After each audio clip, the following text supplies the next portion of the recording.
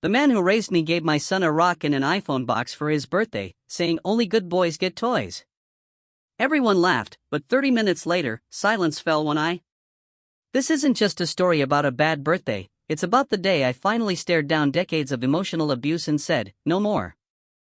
It's about how my family, the people who were supposed to love me unconditionally, pushed me to my absolute breaking point, only to find out I was done playing their game.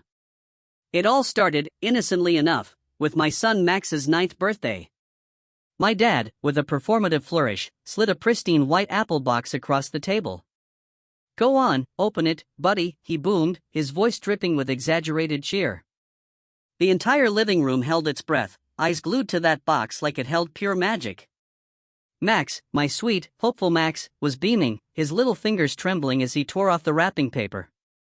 Is it really an iPhone? He whispered, his voice tight with a 9-year-old's awe. Open it and see, Dad smirked, taking a long, triumphant sip from his coffee. I should have known right then. Every alarm bell in my head screamed, but hope, that sneaky little bastard, always lingers.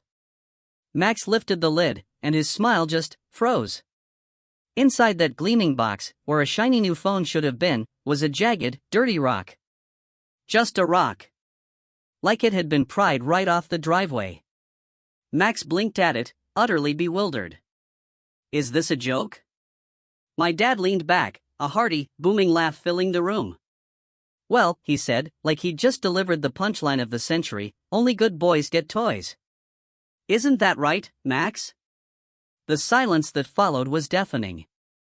Then, the room erupted. My sister, Emily, cackled so hard she was dabbing tears from her eyes. My brother-in-law snorted into his drink. Even my own mother, who usually tried to keep the peace, let out a chuckle, shaking her head. I didn't laugh. Max didn't either. He just stared at that rock, and slowly, agonizingly slowly, I watched it all register. The flush creeping up his cheeks. The way his shoulders slumped, defeated. He shoved the box away, not saying a word, just biting his lip and looking at me. And in his eyes, I saw it. That same look. The one I used to wear at his age. The exact same look I wore every single time my dad did this to me. Oh, come on, Dad waved a dismissive hand, attempting a mock softening. It's just a bit of fun. Lighten up. Yeah, lighten up. Emily chimed in, actually nudging Max's shoulder, her laugh still not quite reaching her eyes. It's not like it's your real present. My jaw clenched so hard I thought it would crack. Because I knew. I knew with a cold certainty that there was no real present. This was it. The grand gesture. A rock in an iPhone box, and a cheap punchline at the expense of a child. Wow, I said quietly, my voice barely a whisper, but cutting through the lingering giggles. You really outdid yourself this time. Dad just shrugged, as if humiliating his grandson was the most normal thing in the world. Maybe next year he'll learn some respect. Then we'll see about the iPhone, huh? That was it. That was the absolute, undeniable turning point. I glanced at Max again, his head bowed, eyes glistening, but refusing to let the tears fall. And something deep inside me, something that had been simmering for decades, finally boiled over. No more. I looked around the room. At my smug father. At the relatives still snickering behind their wine glasses, watching a kid get humiliated and treating it like primetime entertainment. They had no idea what was coming. But they would. Oh, they absolutely would. And 30 minutes later, they weren't laughing anymore. I wish I could tell you this was a shock, that my father humiliating his grandson was some bizarre, isolated incident. But no, this was vintage Dad. Same routine, different generation. You see, growing up, he never laid a hand on me. He was far too proud for that. His abuse wore a suit and tie. It came dressed as sarcasm disguised as fatherly wisdom, shame wrapped in tradition, and a love that always came with a price tag. You're not like your brother, he'd say when I brought home a B instead of an A. He's sharp. You try. That counts for something. I spent years chasing his approval. I got a scholarship, worked 3 jobs to put myself through college, built a company from scratch. And still, he'd call me lucky instead of smart. Decent instead of driven. Every Christmas, every birthday, every family gathering was just another opportunity for him to remind me that no matter what I achieved, I was still the family disappointment. And when I had Max, I thought that would change things. It didn't. My dad barely acknowledged him. Never remembered his birthday. Never asked how he was doing in school. And when he did speak to him, it was always a backhanded remark. "Don't you think it's time to toughen him up?" he said once, when Max cried over a scraped knee. "You cuddle him too much." Cuddle? I was raising my son not to become him. And apparently, that was a crime. So when he handed Max a rock in an iPhone box and then laughed in his face, something inside me finally snapped. "You know," I said, standing up slowly, my voice quiet but cutting through the last vestiges of family cheer. "It's funny, because you've spent your whole life convincing people you're the strong one. The patriarch, the backbone of this family. But really, all you've ever been is a coward in a cardigan." The laughter died. My mom's eyes went wide. Emily choked on her wine. Dad leaned back in his chair, squinting at me like I was a child throwing a tantrum. "Watch your mouth." "No, you watch yours," I countered, stepping forward. "You just humiliated my son in front of the entire family. And for what? A laugh? A little moment of control to feel like a man again?" "I was joking, for God's sake." "You weren't joking," I shot back, my voice rising. "You were performing, like always. You do this every single time. You find someone weaker, someone younger, someone who trusts you, and you crush them with a smile on your face." Max was still quiet, his little hand now gripping the side of his chair. I looked at him, then swept my gaze across the room. "You all saw it. Every single one of you. And you laughed." Silence. Deep, uncomfortable silence. I smiled then, but there was nothing kind in it. "You want to know what's really funny? I actually brought him an iPhone. The real one. It's in the car. I wanted Dad to have his moment, you know? I was going to let him hand it over. Thought maybe, just maybe, he'd finally act like a grandfather." I turned to Emily, her face pale. "But you laughed, Emily. You laughed like it was a comedy show. You, the therapist. You should know better." My brother-in-law shifted uncomfortably. He always stayed out of things, neutral like Switzerland. But tonight, the air was too thick even for him. My mom tried to cut in, her voice strained. "Can we not do this now? It's Max's birthday." "Exactly," I snapped. "And you all ruined it." I walked out. Didn't even grab my coat. Just went straight to the car, pulled out the actual iPhone box, and walked right back in. I walked over to Max and handed it to him. "This is for you. From me. Because you are a good boy, Max. And don't let anyone tell you otherwise." He blinked up at me, his eyes wide. "Thanks, Dad." His voice cracked on the last word, and I nearly broke right there. Then I turned back to the stun room. "You had your show. Now it's my turn." I pulled an envelope from my back pocket and dropped it onto the table. "What's this?" Dad asked, eyeing it like it was a bomb. "It's the updated power of attorney paperwork. You're not on it anymore." "What are you talking about?" "I'm talking about the house you co-signed on but haven't paid a cent toward. The accounts you've been helping manage for Max's college fund. It's done. All of it. You can't just, I can." And I did. My sister's husband looked at her, utterly confused. "Wait, what accounts?" Emily's face went white. I saw the flicker of panic bloom behind her eyes. "Yeah," I said, a dangerous calm in my voice. "Maybe someone should have told you." My gaze locked onto Emily. "Guess who's been dipping into the family trust behind your back?" "Be quiet." Emily hissed at me, her voice shrill. "No," I said, my voice ice. You be quiet. The room was no longer just quiet, it was utterly silent. And I was just getting started. Dad's hand hovered over the envelope like it was radioactive. His jaw clenched, but he didn't open it. Deep down, he knew. He always knew when he was caught. You're making a mistake, he said through gritted teeth. This isn't how families solve problems. No, I replied, my voice like steel.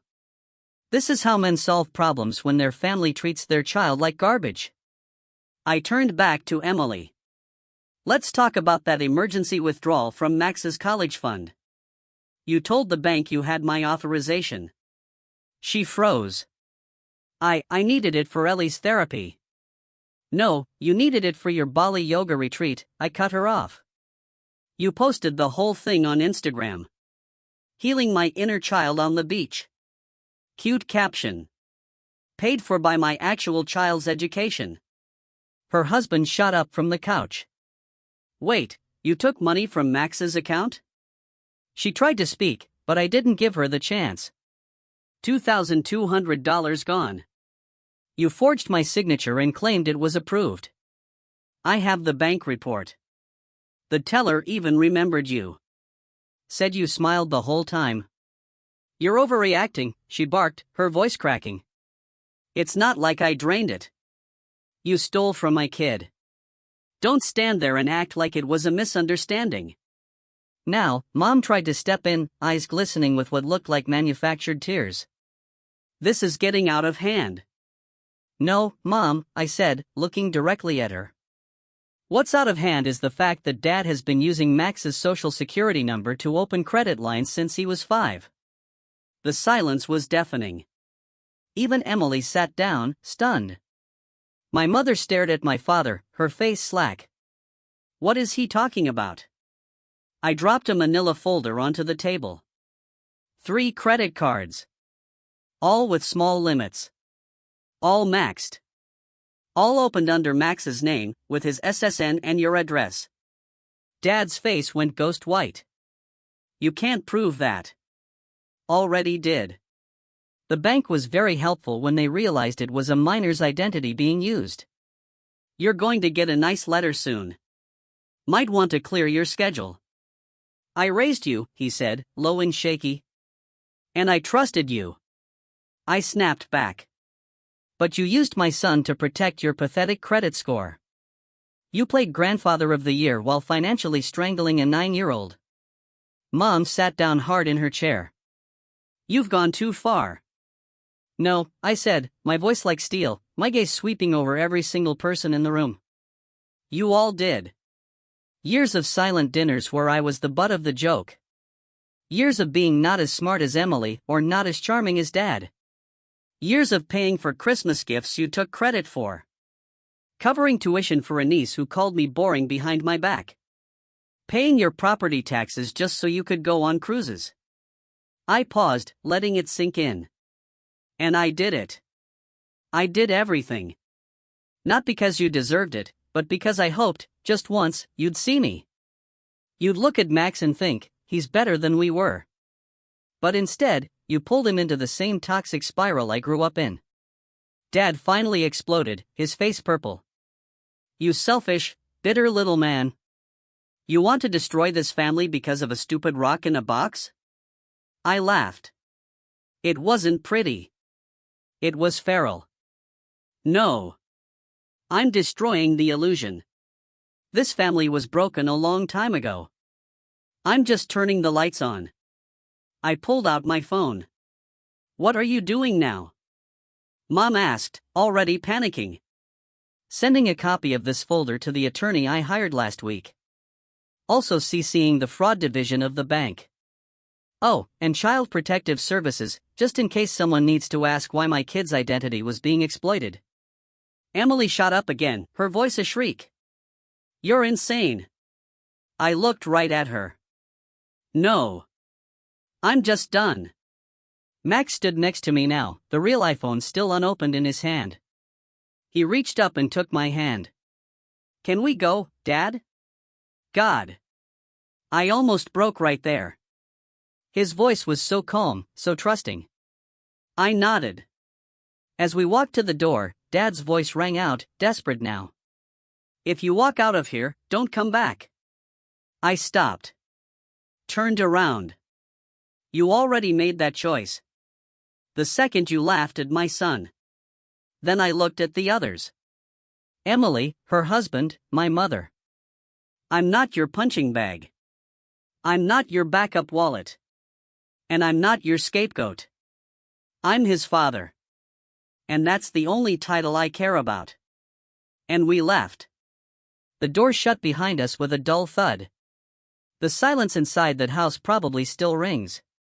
But out in the driveway, under the cold, gray sky, my son looked up at me and said something I'll never, ever forget. I'm glad you're my dad. It didn't take long for the fallout to begin. The very next morning, a text from my sister popped up. You went too far. Dad's furious. Mom hasn't stopped crying. I didn't reply. By noon, my inbox pinged. It was from the fraud department. The investigation was officially open. By 3 p.m., I got a call from a number I didn't recognize. Mr. Turner, this is Detective Amanda Ross with the Financial Crimes Division. We'd like to schedule a formal statement regarding the identity theft of your son. Boom. They thought I'd simmer down. They thought I'd let it slide. But no, this time I wasn't swallowing the pain. I was turning it into ammunition. Within 48 hours, I'd filed a police report and submitted every single document I had, bank statements tied to Max's social security number, screenshots of the forged withdrawal from his college fund, even discrete video footage from the birthday party, showing exactly what happened when my father humiliated him. They laughed at a child. They stole from him. And now we were going to court. The family's silence lasted about a week. Then Mom called. I let it go to voicemail. Her voice was frantic, her words tumbling over each other like she was trying to outrun the truth. Honey, please. Let's just fix this internally. Family doesn't go to court over mistakes. Your father's not well. Emily's a mess. Just come over. Let's talk. I didn't even finish listening. That Sunday, I got a formal letter from a lawyer, my father's lawyer. They were threatening to countersue for defamation of character. The audacity almost made me laugh. You can't defame someone who just handed a rock to his grandson and told him he wasn't good enough. I called my own lawyer immediately. Let them try, she said. We have enough evidence to crush them in open court. Crush was an understatement. The trial was scheduled for mid-June. Civil court, fraud, identity theft, misuse of a minor's information. But I wasn't just after justice. I wanted the truth on public record. The first court day was packed. Emily looked like a ghost. Dad showed up in his best blazer, still trying to control the narrative with a forced calm. Mom wore sunglasses indoors. Classic drama. Their lawyer tried to paint it as a family misunderstanding. Mr. Turner, he said with a smile. Don't you think this has gone too far? I leaned forward, my voice clear, cold, deadly. My son's name and future were used like currency by people who laughed in his face. You're right. It has gone too far. That's why I'm here. The judge nodded. Let's proceed. We did. And it was glorious. Day 2, my lawyer presented the financial evidence. Day 3, the banker who handled the forged withdrawal testified. Day 4, surveillance footage showed Emily entering the bank, signing my name, and smiling. She tried to claim I had verbal permission. I had audio recordings proving otherwise. She folded on the stand, tried to cry. The judge wasn't impressed. And then came Dad's moment. Under oath, they asked, did you open credit cards using your grandson's information? He hesitated. Then, I don't recall. Wrong answer. Because the bank had already confirmed his phone number was used during the verification calls. His signature matched. His address. And then I dropped the bombshell, a recorded voicemail he left me just 3 weeks earlier. It's just some cards, for God's sake. He's a kid. He's not going to use the credit. What's the big deal? The courtroom was silent. Even my mother looked like she wanted the floor to swallow her whole. The final ruling, Emily was ordered to repay $2,200 to Max's college fund, plus fines. My father was fined, placed under investigation for elder fraud on top of identity theft, and the judge recommended the case be forwarded to the DA. I was awarded $25,000 in damages. But more importantly, the court sealed Max's credit. He was safe. And the courtroom saw who my family really was. As we walked out of the courthouse, Emily chased me down the steps. "You've destroyed this family," she hissed. "Do you realize what you've done?" I turned to her, calm, still powerful. "No. You destroyed it. I just exposed the rubble." She didn't respond, just stood there blinking like a light about to go out. Max looked up at me. "Are we done, Dad?" I smiled. "Almost. Just one last thing."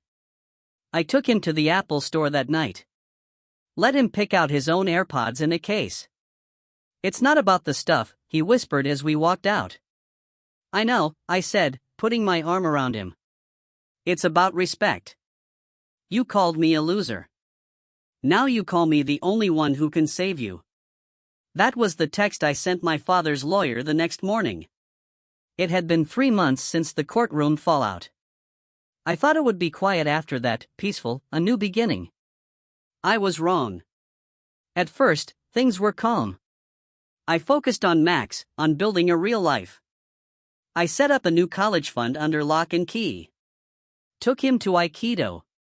Started reading with him every night. He laughed more, slept better. The tension in his shoulders, the one I knew all too well from my own childhood, was gone. But ghosts have a way of clawing back. The first crack came from my mother. She called at 6 a.m. I saw her name flash across my screen and immediately knew something was wrong. I picked up. "Your father?" "He's in the hospital," she said, her voice trembling. "Heart attack.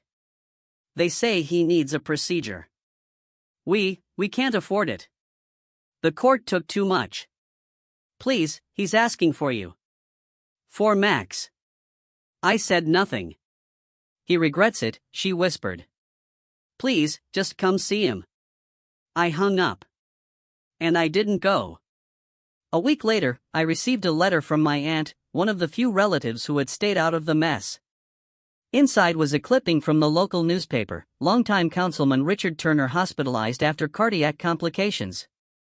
Family now struggling financially after recent legal issues. Below was a GoFundMe link. Goal, $40,000. Raised, $3,200. Top comment, hope the son finds it in his heart to forgive. Followed by, donation from Emily Turner, $10.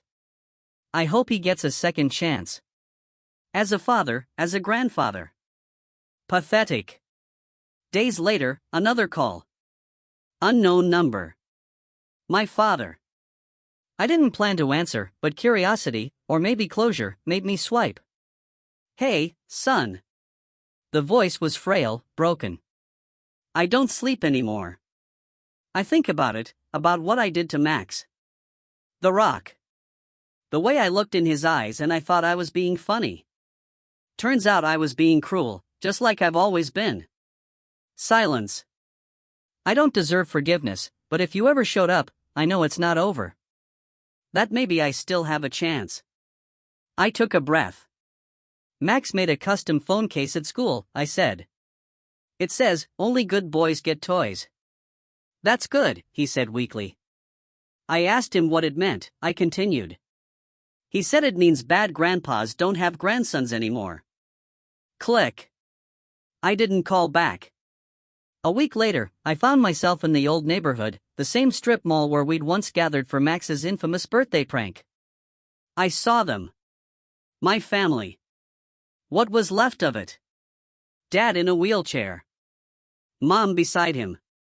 Emily handing out flyers. Help Richard Turner. Family matters most. I watched from across the parking lot. Emily noticed me first. Her smile flickered. She jogged toward me. You came. I knew you weren't as cold as you pretended. I said nothing. We were wrong, she pleaded. All of us. But we're still family. No, I said, my voice flat. We were a cult where love was conditional and money was currency. And now the god you worshipped, status, control, image, has failed. She blinked, stunned. This isn't about money.